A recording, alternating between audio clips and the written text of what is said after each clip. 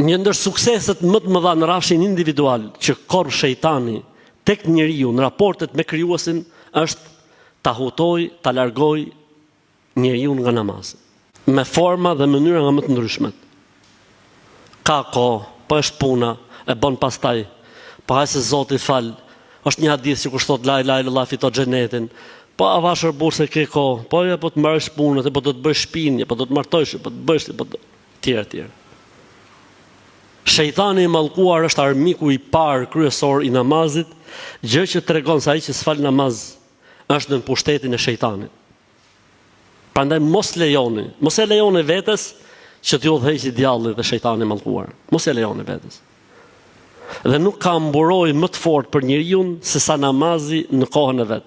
Pasha Allahun o vëllezër dhe motra. Pejgamberi sallallahu alaihi wasallam ka thënë që kur thirret e zani shejtani e razvrapit, nuk e dis me sa kilometra në orë.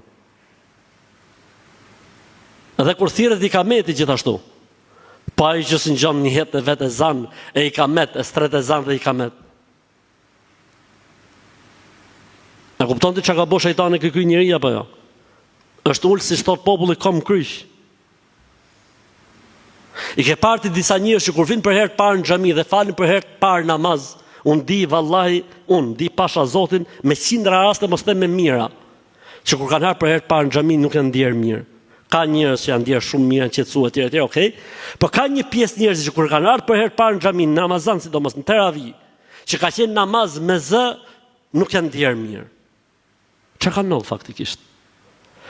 I është prish foleja, i është prish shtëpia, i është trondit. Ka krisë tërmeti në fronin e shejtanit që ka ngritur tek njeriu.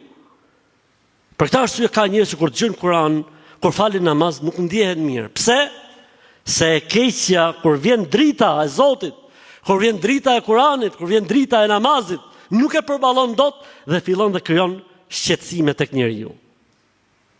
Dhe shumë prej vëllezërve këtë që po them unë e din shumë mirë se mund ta kanë provuar në veten e tyre.